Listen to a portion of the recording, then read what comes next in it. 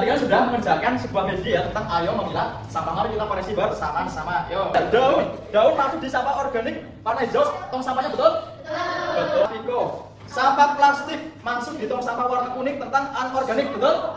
Betul ya. Ya.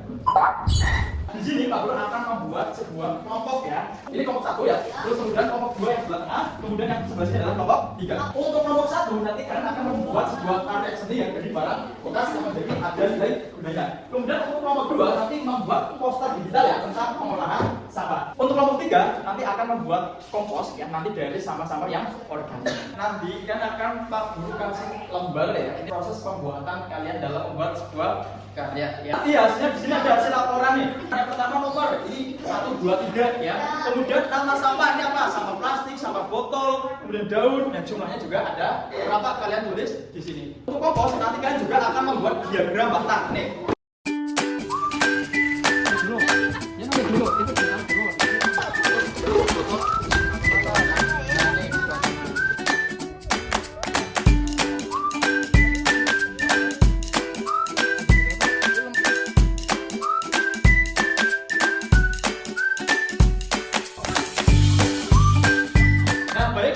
Kalian mengerjakan tugas dari masing-masing kelompok, sekarang waktunya kalian presentasi. Nah, sedang bersaudara, kira-kira program mana nih? Ya, kelompok 1.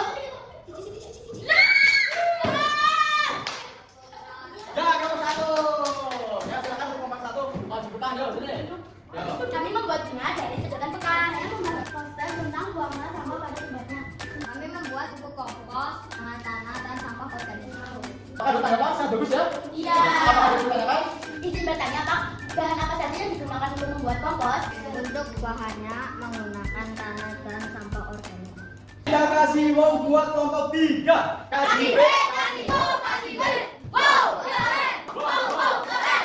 Wow, keren. Wow. Baiklah, kalian tadi sudah mempresentasikan ya hasil dari masing-masing kelompok kalian ya. Luar biasa kelompok 1, luar biasa kelompok 2 juga luar biasa, kelompok 3 juga luar biasa. Tepuk tangan yang meriah buat kalian semua.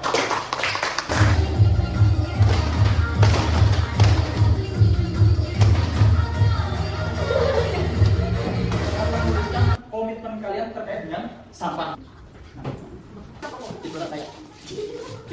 Membuat sampah di tempatnya ya, ada memilah sampah. Semuanya?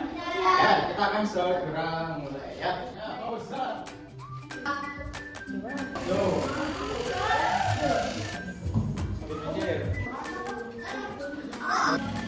Yo.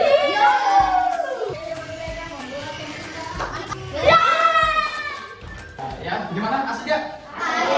Asik dan seru ya. Kesimpulan tentang manfaat pengolahan sampah. Dari segi lingkungan, berkat adanya sebuah pengolahan sampah yang baik akan menciptakan apa? Menciptakan lingkungan yang bersih, indah, dan tidak ada sampah berserakan. Bagaimana pembelajaran kali ini? Asik gak? Asik. Menyenangkan apa enggak? Ya, itulah pembelajaran kita pada hari ini. Ya, semoga bermanfaat buat kalian semua. Ya, bermanfaat apa enggak? Bermanfaat. Membantu? Tidak. Ya, karena kebersihan itu juga sebagian dari iman. Iman. Kebersihan adalah sebagian dari iman. Pembelajaran kita pada saat ini sudah cukup. Ya, setelah itu kita kemas-kemas ya. Sebelumnya kita berdoa terlebih dahulu. Nanti kita pulang bersama-sama dan berdoa bersama. Ya, silakan kemas-kemas. Silakan untuk ketua kelas untuk memimpin doa untuk belajar. Siap gerak, berdoa dimulai. Bismillahirrahmanirrahim. Belajar bukan hanya memahami materi, tetapi bagaimana siswa menemukan makna, merasakan kegembiraan dan tumbuh dengan kesadaran. Melalui proyek pengolahan sampah dari kerajinan barang bekas, poster digital, dan bubuk kompos, siswa tidak hanya belajar IPAS dan matematika, tetapi juga belajar hidup. Inilah hasil dari pembelajaran pendekatan deep learning.